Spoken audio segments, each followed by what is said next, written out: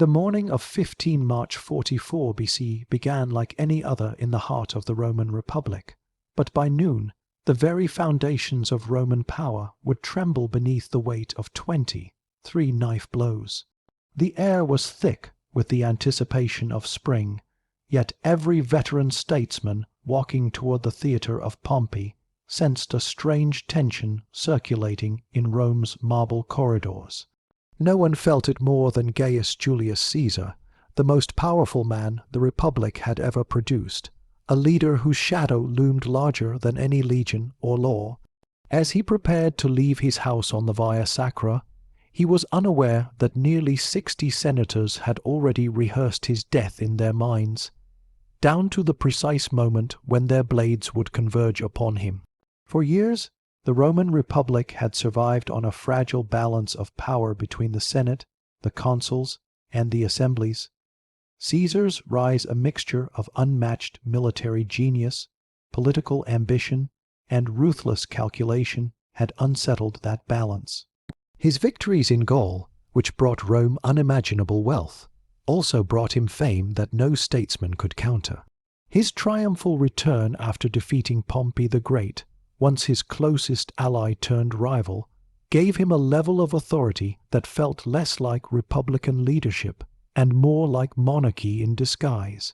The Senate watched with growing unease as Caesar took the title of dictator, first for a limited term, then for 10 years, and finally for life.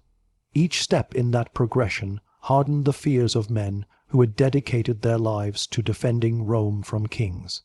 The very memory of Tarquin the Proud, Rome's last king, remained a ghost that haunted every senator who valued the old traditions. The conspiracy began not with violence, but with whispered conversations in shadowed porticos. Senators leaned over each other in the Curia, speaking in cautious tones about the powers Caesar had accumulated. They spoke of his statues among the gods, his right to sit on a golden throne, and the terrifying possibility that he intended to make himself king. At the heart of these discussions stood two figures whose names would be forever tied to the most dramatic betrayal in ancient history: Marcus Junius Brutus and Gaius Cassius Longinus. Brutus, philosophical and steeped in republican ideals, was torn between his loyalty to Caesar and his devotion to Rome's traditional freedoms. Cassius, sharp, witted and hardened by years of war, possessed a burning resentment toward Caesar, and viewed him not as a leader, but as a tyrant in waiting. These men knew the risks. To kill a dictator meant to gamble not only with their lives, but with the future of the Republic itself. Yet they persuaded themselves that Rome's liberty depended on their courage. They convinced one another that history would remember them not as murderers, but as liberators. Other senators joined them, some driven by fear, some by jealousy, and some simply by the intoxicating promise of restoring the Senate's power. Among them were men like Casca, a bold and impulsive conspirator who would strike the first blow, and Decimus Brutus, one of Caesar's most trusted friends, whose role in bringing Caesar to the Senate that day would forever stain his name. Caesar himself had received warnings. A series of omens unsettled his household in the days leading up to his assassination.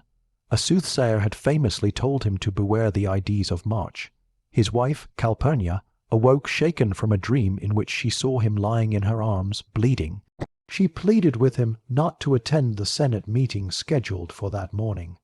Caesar hesitated at first, torn between superstition and his public duty.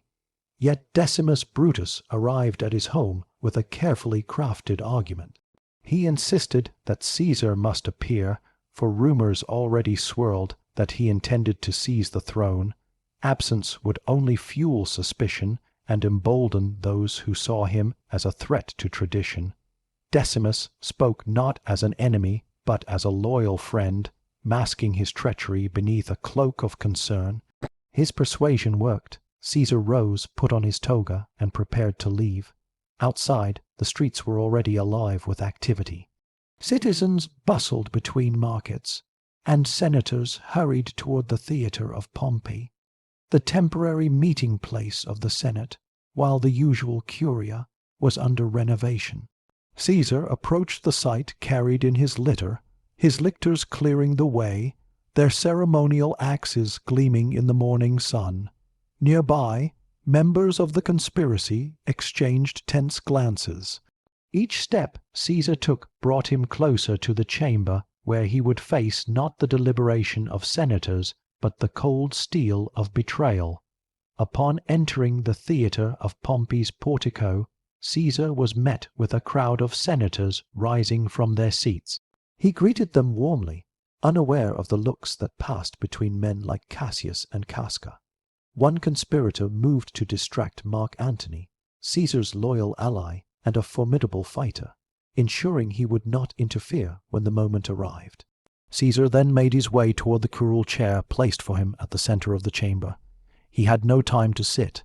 A senator approached with a petition, pleading for the return of his exiled brother. Caesar waved him off. Another conspirator stepped closer, then another. Suddenly Casca, standing just behind Caesar, drew a dagger and slashed at his neck. Caesar recoiled, stunned that a senator would dare such an act. Casca shouted in shock and desperation as he swung again. Caesar grabbed his arm, but the chamber erupted into chaos as more conspirators descended upon him. Blades flashed in the dim light. Caesar staggered under the assault, trying in vain to defend himself. It was not until he saw Brutus among the attackers that he ceased resisting. The sight of Brutus, a man he trusted like a son, drove the final wound deeper than any blade ever could. Overwhelmed by betrayal, he pulled his toga over his head and sank to the marble floor. Within moments, the most powerful man in the world lay motionless, a pool of blood spreading beneath him. Rome had just witnessed the most dramatic political assassination in its history, carried out not by enemies of the state, but by its own ruling class. Yet the conspirators who believed they had saved the Republic were about to discover that they had unleashed forces far beyond their control. In the hours that followed Caesar's assassination, Rome trembled with confusion. The conspirators had expected the Senate to erupt in applause, the people to flood the streets in celebration, and the Republic to be restored in a single triumphant moment. Instead, they found themselves standing in a pool of blood, stunned by their own act, surrounded by senators who stared in terror rather than admiration.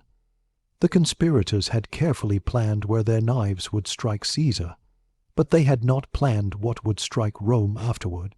Yet, to understand how the assassination sent the Republic into chaos, it is necessary to examine the minds and motives of the men who stood closest to Caesar when the blades descended.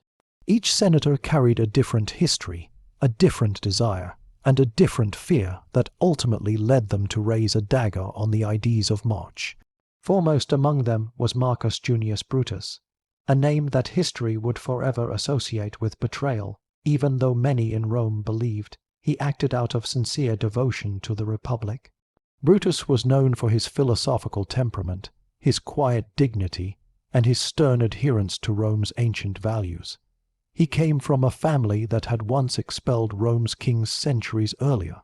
This ancestry weighed heavily on him, for the conspirators constantly reminded him that Caesar's growing power threatened to undo everything his ancestors had fought to uphold. Though Caesar had treated him with immense respect, even granting him political offices and forgiveness after the Civil War, Brutus convinced himself that killing Caesar was not treason but a moral necessity.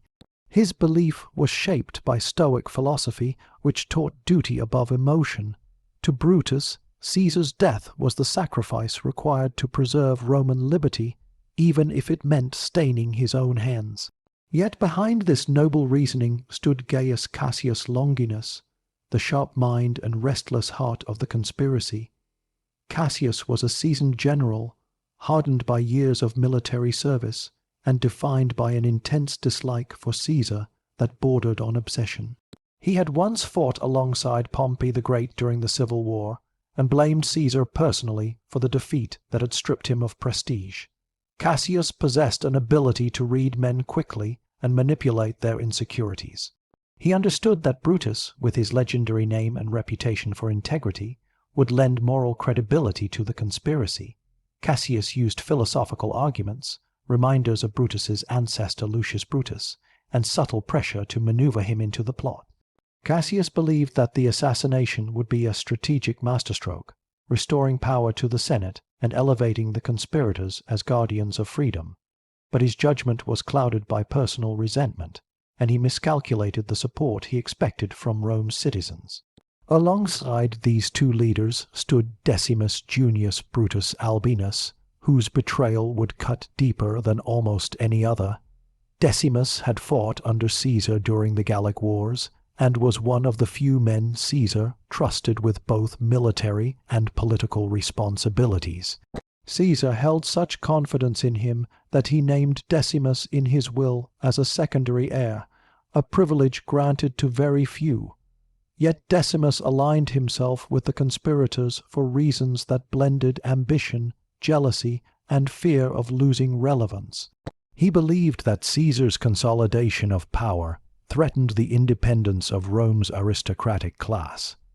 Unlike Marcus Brutus, who agonized over his role, Decimus embraced the conspiracy with cold precision.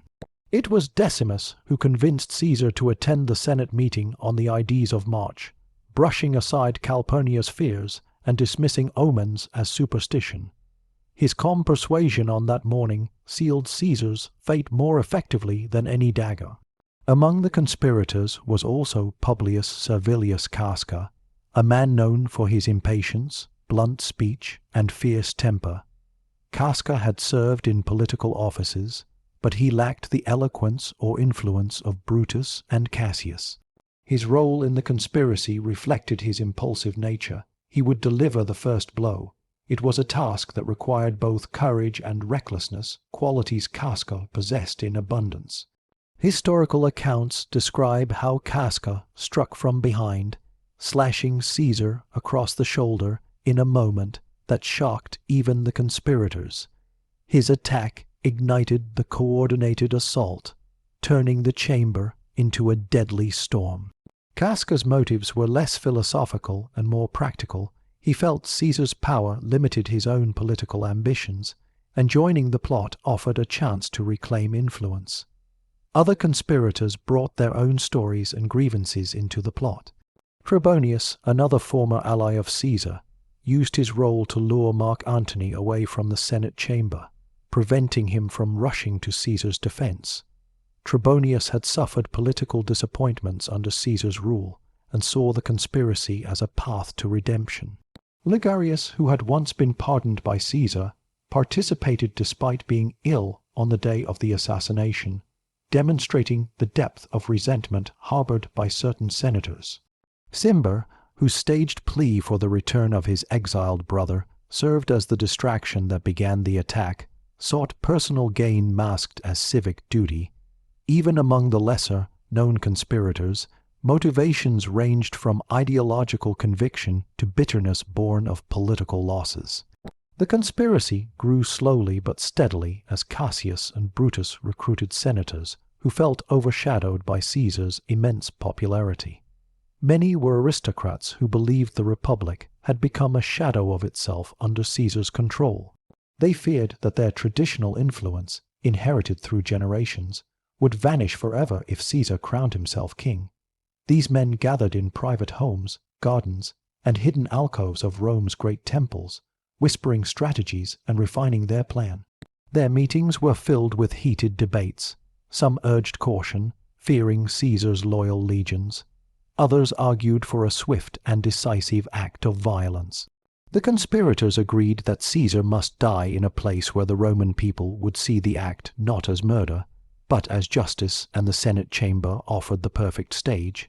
However, within their ranks simmered rivalries and contradictions. Brutus wanted the assassination to appear noble, free of unnecessary bloodshed. Cassius argued that Antony and other loyalists should also be killed to prevent retaliation. Brutus insisted that only Caesar should fall, believing that Antony would accept the Senate's authority after the assassination. This disagreement would prove disastrous. Their inability to plan beyond the killing reflected a larger problem. The conspirators were united only by their desire to remove Caesar. They had no shared vision for what Rome should become afterward. Despite their differences, the conspirators performed their roles with chilling coordination on the Ides of March. Yet once Caesar lay dead, they found themselves unprepared for the aftermath. Brutus attempted to address the Senate, expecting applause for their act of liberation, but the senators fled in panic. Antony, freed from Trebonius's diversion, arrived too late to save Caesar, but early enough to assess the political landscape. He recognized immediately that the conspirators had made a grave error. They had killed a popular leader without offering a plan for governance. The conspirators left the Senate covered in blood, raising their hands to show the Roman people that they had struck down a tyrant. But instead of cheers, they were met with silence and fear. The citizens of Rome, who had benefited from Caesar's reforms, did not share the conspirators' hatred. Instead of rescuing the Republic, the conspirators had unleashed uncertainty. By sunset, one thing became clear. The men who had stabbed Caesar believed they had cut away tyranny. In truth, they had only cut the fragile thread that held the Republic together. The consequences of their actions, rivalries, miscalculations, and political blindness would shape the next chapter of Roman history in ways they could never have predicted. The year was 26 AD. The sun burned high above the Tyrrhenian Sea, and from the white cliffs of Capri the blue waters shimmered as if mocking the decay of Rome's greatest ruler.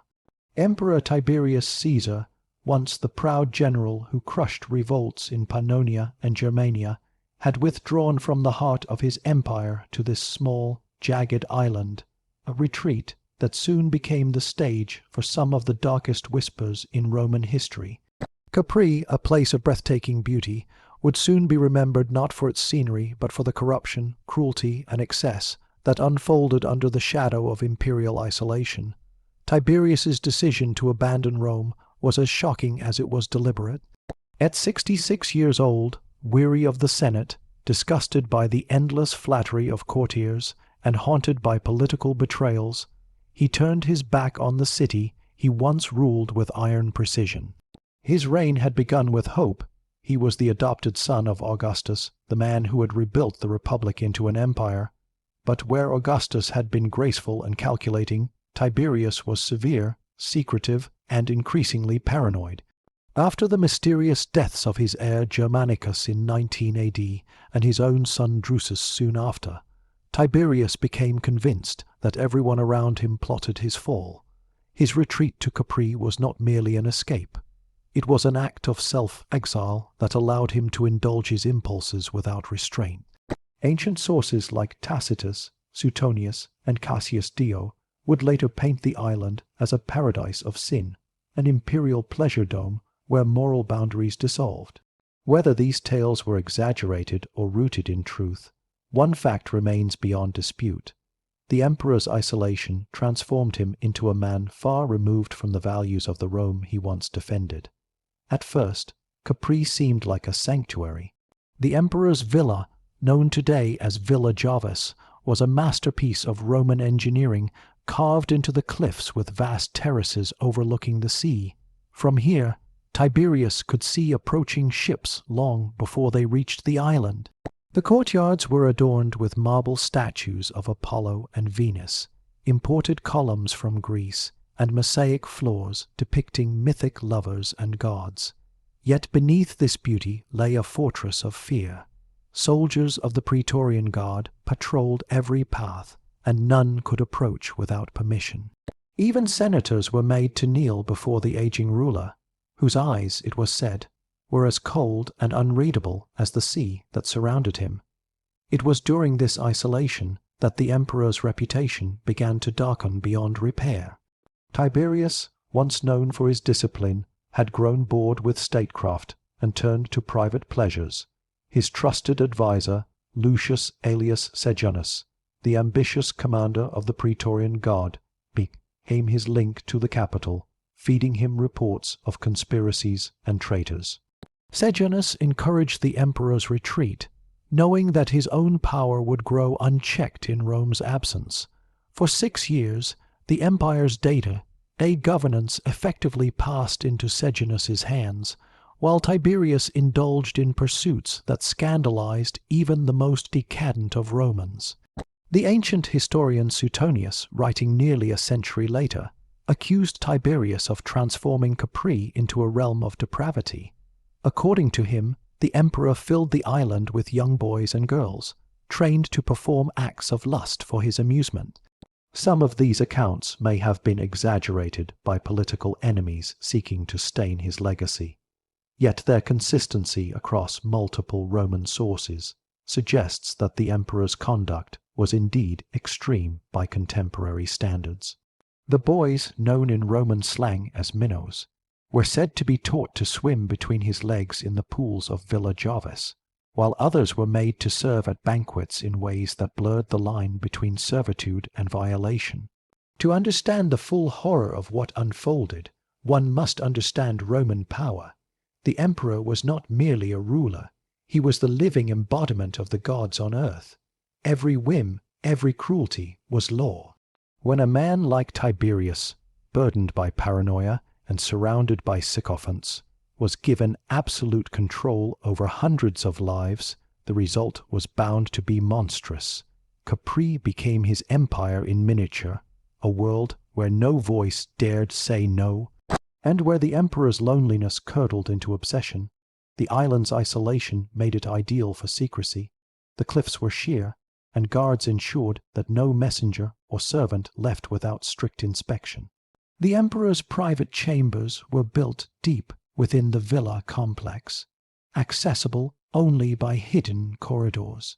Archaeological excavations of Villa Jovis have revealed rooms that once contained elaborate water systems, baths, and private grottos, spaces that, according to Roman gossip, hosted the emperor's nightly entertainments.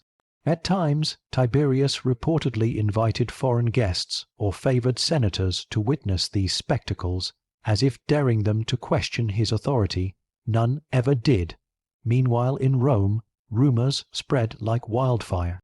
The Senate, deprived of direct contact with the emperor, relied on Sejanus's reports. Citizens whispered of murders disguised as accidents, of exiles ordered on vague charges, and of entire families wiped out for offenses no one dared to name. Those who had once praised Tiberius now feared him as a tyrant. Yet despite the growing unrest, the emperor seemed oblivious, or perhaps indifferent. In the rare letters he sent from Capri, preserved in fragments by historians, Tiberius's tone was detached and formal. He spoke of the empire as if it were a distant province, governed by logic alone. But behind the stoic language lay a man unraveling. Pliny the Elder would later write that the emperor, in his final years, sought in others the innocence he had lost in himself. That pursuit, Pliny implied, took a form that Rome could never forgive. As the years passed, Capri ceased to be a place of retreat, and became instead a symbol of corruption. The island's once pure reputation, its rocky beauty, its views of Naples and Sorrento, was forever linked to imperial depravity. Senators and citizens alike began referring to it as the island of goat lust, an insult drawn from the mountain goats that wandered freely there and the god Pan, whose half-beast form mirrored the emperor's supposed excesses.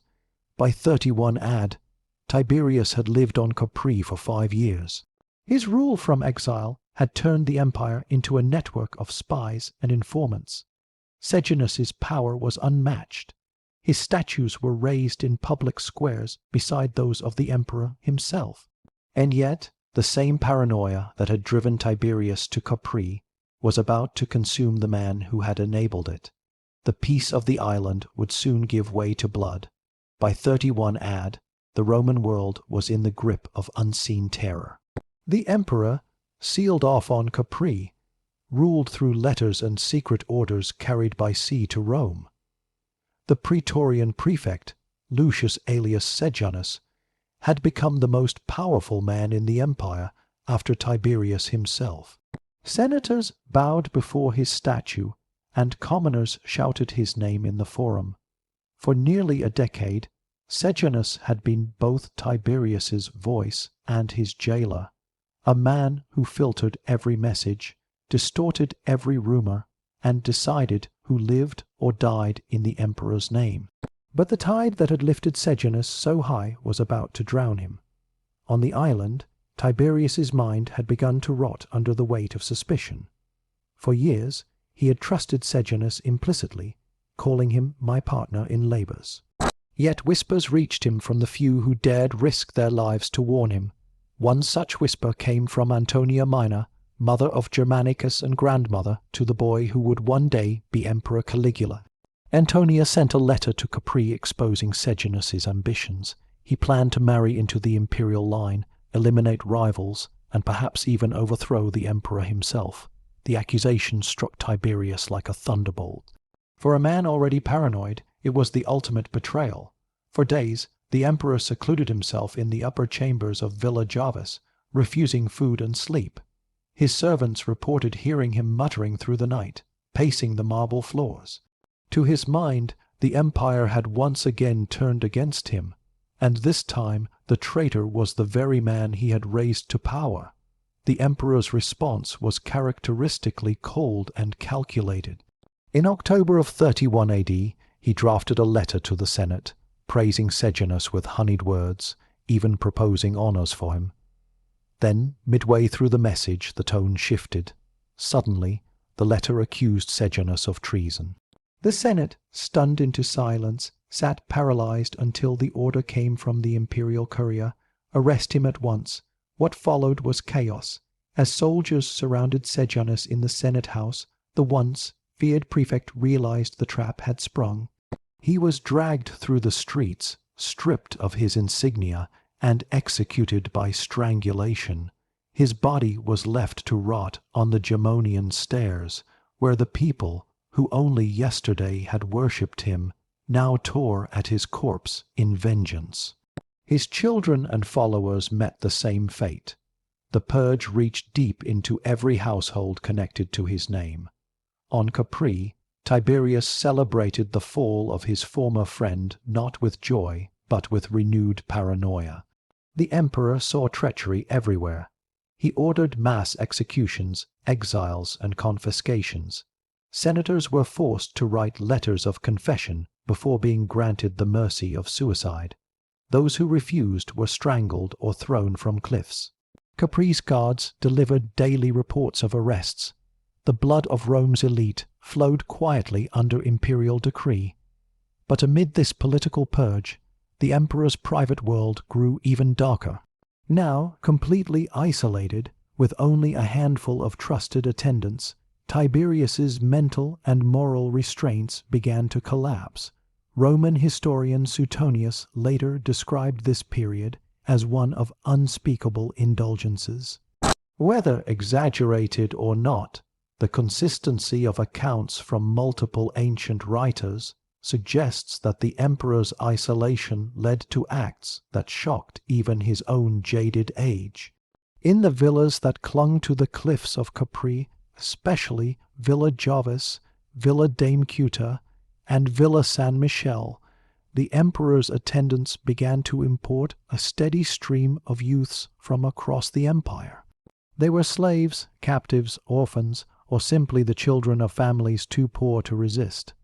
These boys, called Delicii, were trained for his private entertainments.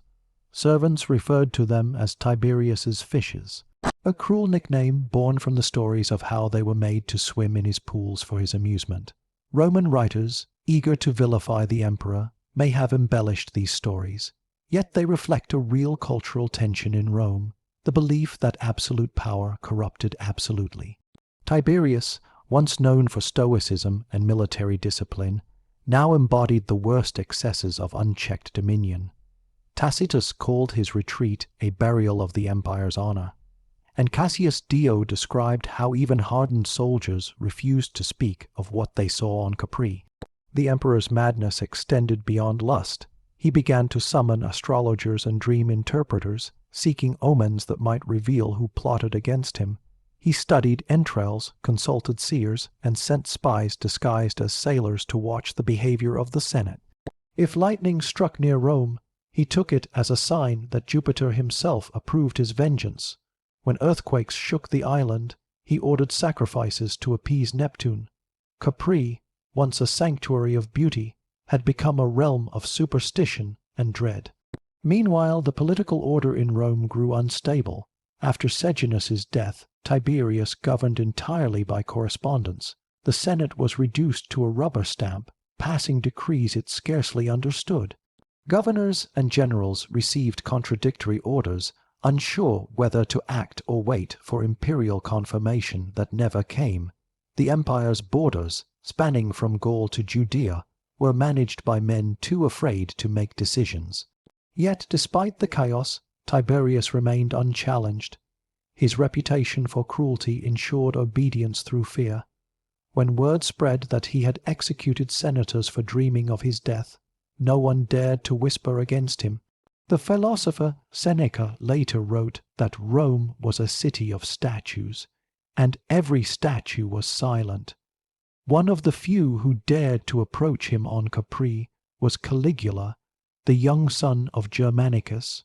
Barely in his 20s, Caligula had been summoned to the island in 31 AD, after his family had been destroyed by Sejanus's purges. To Tiberius, the boy was both a survivor and a reminder of the bloodline he had once admired. The emperor adopted him as his heir, though some suspected darker motives. Those who served on Capri reported that Caligula learned quickly how to survive in the emperor's presence. He smiled when Tiberius laughed, agreed with his cruelty, and never looked shocked, no matter what he saw. Suetonius later wrote that Tiberius warned the Senate about his heir, saying, "I am nursing a viper for the Roman people, a Phaethon who will scorch the world."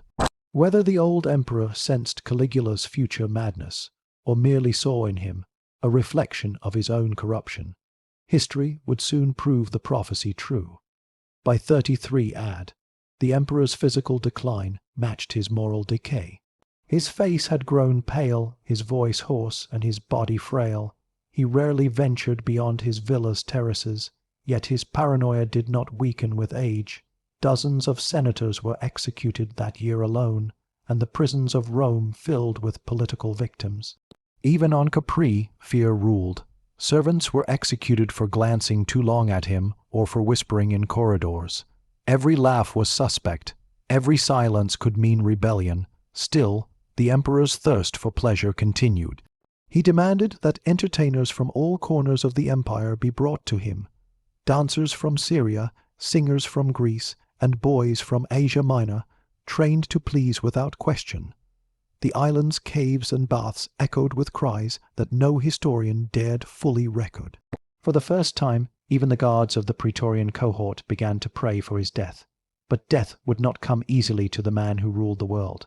Capri had become his tomb long before his body would fail. And as the empire waited for an end to his reign of shadows, Tiberius, ever suspicious, ever watching, continued to dictate decrees that would shape the next decade of terror.